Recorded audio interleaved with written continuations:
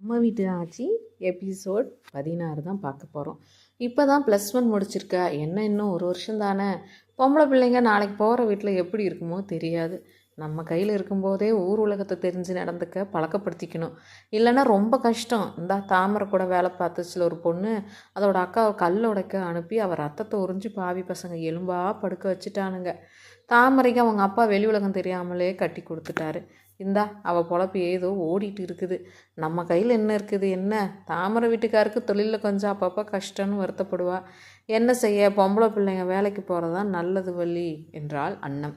அக்கா நல்லா சொன்னீங்க. இந்தா பாருங்க, எங்கள் அம்மாவை நான் வடை சுட்டு பொழப்ப ஓட்டுறேன். 4 எழுத்து படிச்சிருந்தா நல்லா தானே இருந்திருக்கோம். அப்புறம் தலவாபுரத்தில் ஏதோ ஒரு பெண் குழந்தைக்கு சொல்லி கொடுக்க டீச்சர் வேணுமாக்கா. பாவம் நடக்க முடியாது போல் அந்த பொண்ணுக்கு. காலில் ஏதோ பிரச்சனை. படிக்க சொல்லி கொடுக்க யாராவது இருந்தால் வேணும்னு கேட்டாங்களாம். கடைக்காரம்மா இருக்குல்ல, அதுதான் என்கிட்ட சொல்லிச்சு. ஆனால் வீட்டுக்கு போய் சொல்லி கொடுக்கணுமா. சம்பளம் நல்லா தருவாங்க. நம்ம வீட்டு பிள்ளைங்கள கடைக்காரம்மா என்கிட்ட கேட்டுச்சு. உங்ககிட்ட சொல்லாமேன்னு சொன்னேக்கா. என்ன வீட்டுக்கு போய் சொல்லி கொடுக்கணும்னு சொல்கிறாங்க என்றாள் வள்ளி. சரி வள்ளி, நான் வசந்தாவை கேட்குறேன் என்றாள் அண்ணன். சரிங்க அக்கா, கேட்டு பாருங்க, பிடிச்சா போகட்டும் என்று கூறி கிளம்பினாள் வள்ளி. அடியை வள்ளி, கொஞ்சம் பொறு. இங்கே பாருங்க அம்மா, அவள் கொண்டையில் யாருடா இது ராக்கெட் பறக்க விட்டுருக்கானுங்க. சண்முகம், கனி, இங்கே வாங்கடா. யாருடா ராக்கெட்டை விட்டது என்றாள் அண்ணன். அம்மா, நாங்கள் சும்மா விளையாடிட்டு இருந்தோம். நாங்கள் விட்ட ராக்கெட் சித்தி கொண்டையில் வந்து சொருகிடுச்சு என்று ராக்கெட் விடுவது போல் சைகைகள் கூறி சிரித்தான் சண்முகம். ஏண்டா சொல்ல வேணாமா, நான் பார்த்ததுனால பரவாயில்ல என்று கேட்டாள் அண்ணன். அம்மா, அவங்க தலையை ஆட்டி பேசும்போது ராக்கெட் அசைறது நல்லா இருந்துச்சுங்கம்மா, அதுதான் பார்த்துட்டே இருந்தோம் என்றான் கணியன்.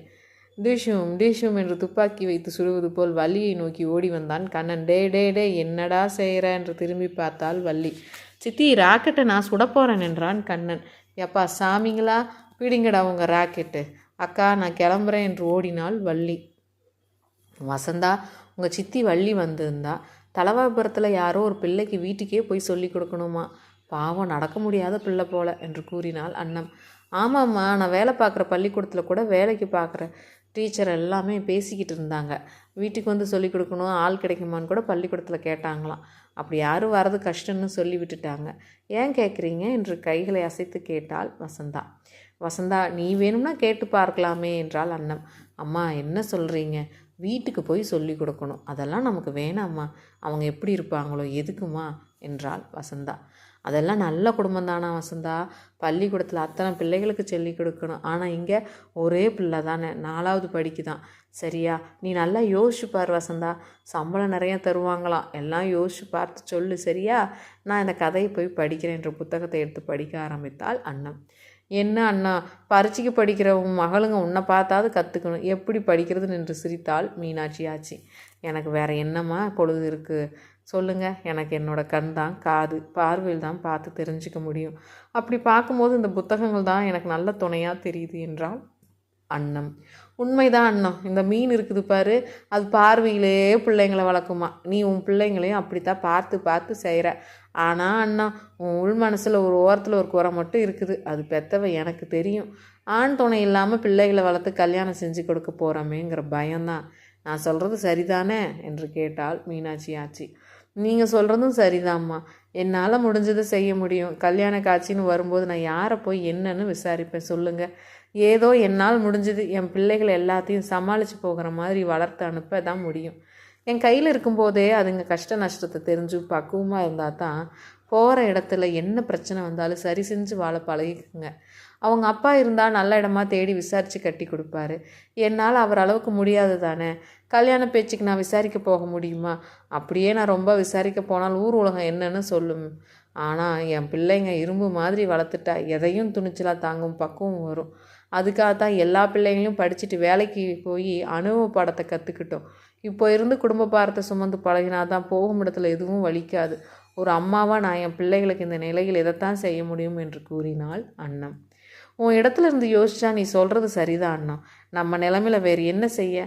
ஆனால் உன் பிள்ளைகளுக்கு அனுபவ படம் இருந்தால் போகிற எல்லா இடத்துலையும் பாஸ் தான். சரி, நான் வேலை பார்க்குறேன், இப்படியே எனக்கு ஒரு நாள் ஓடுது போ என்று மீனாட்சி ஆச்சி சென்றாள். 2 நாட்களுக்கு பின் அம்மா, தலவாபுரத்துக்கு சொல்லி கொடுக்க போகலான்னு முடிவு செஞ்சுருக்கேன். நம்ம குடும்பத்துக்கு இப்போ வர வருமானமும் பத்தாது, அதான் இந்த முடிவு எடுத்திருக்கேன் என்று சைகையில் கூறினாள் வசந்தா. ஆமாம் வசந்தா, நானும் எல்லாத்தையும் யோசிச்சு தான் சொன்னேன். சரி வசந்தா, ரொம்ப நல்லது. அப்போது நாளைக்கே தலவாபுரத்துக்கு போய் சொல்லிட்டு வா, சரியா என்றாள் அன்னம். அப்புறம் அம்மா, இந்தாங்க இந்த மாதம் சம்பளம். ரோஹிணி அக்காவோட போன மாதம் சம்பளமும் என் கையில் கொடுத்து விட்டாங்க என்றாள் வசந்தா. சரி கொடு, இனி அவளுக்கு 2 வருஷம் படிப்பு இருக்குது, பார்ப்போம் என்று வாங்கினாள் அன்னம். அதெல்லாம் பார்த்துக்கலாம்மா, நீங்கள் எதுவும் நினச்சி வருத்தப்படாமல் இருங்க. அக்கா எங்கே என்றாள் வசந்தா. அவளா தூங்கிட்டு இருந்தா, போய் சீக்கிரம் காஃபி குடிச்சிட்டு டியூஷனுக்கு வர பிள்ளைகளை பாரு என்று கூறினாள் அன்னம். மறுநாள் காலை வசந்தா தலவாய்புரத்துக்கு பாடம் சொல்லி கொடுக்க சென்றாள். செல்லும் வழியில் வசந்தாவை பார்த்த அஞ்சாப்பு பிள்ளை, என்ன வசந்தா, தலவாய்புரத்துக்கு கிளம்பிட்டியாமா என்று கேட்டார். ஆமாம் பெரியப்பா, எனக்கு வீட்டுக்கு போய் சொல்லி கொடுக்க ஒரு மாதிரியாக இருக்குது. இருந்தாலும் நல்ல சம்பளம் தானே பெரியப்பா, அடுத்தடுத்து வீட்டு செலவுக்கு வருமானம் வேணும் தானே பெரியப்பா, எல்லாத்தையும் யோசிச்சு தான் கிளம்பிட்டேன் என்று கூறிவிட்டு நடந்தாள் வசந்தா. இவ சொல்கிறது சரிதான், ஆனால் அண்ணன் பிள்ளைகளை நினைக்கும் போது பெருமையாக இருக்குது. அண்ணன் களஞ்சியம் குடும்பம் பொறுப்பை சொல்லி வளர்க்குது. எல்லா பிள்ளைகளும் அப்பா இல்லாமல் தங்களால் முடிந்த அளவு பெற்ற தாய்க்கு எப்படியெல்லாம் உதவுதுங்க. செல்லமாக வளர்ந்த அண்ணா, எங்கள் மாமனும் அண்ணன் வீட்டுக்காரரும் இருந்தால் இந்த பிள்ளைகள் இப்படி இங்கேயும் அங்கேயும் வேலைக்கு அலைய விடுவாரா? இதே தெருவில் வீட்டை விட்டு வெளியே தலை காட்டாமல் பெண் பிள்ளைகளை பார்த்துக்குவார். இப்போ இப்படி ஓடி ஓடி ஓயாமல் உழைக்குதுங்க. ஆனால் நல்ல அனுபவம் கிடைக்கும். இந்த அனுபவம் தான் அதுங்க வாழ்க்கைக்கு உறுதியாக இருக்கும் என்று தனக்கு தானே பேசிக்கொண்டு நடந்தார் அஞ்சாப்பு பிள்ளை.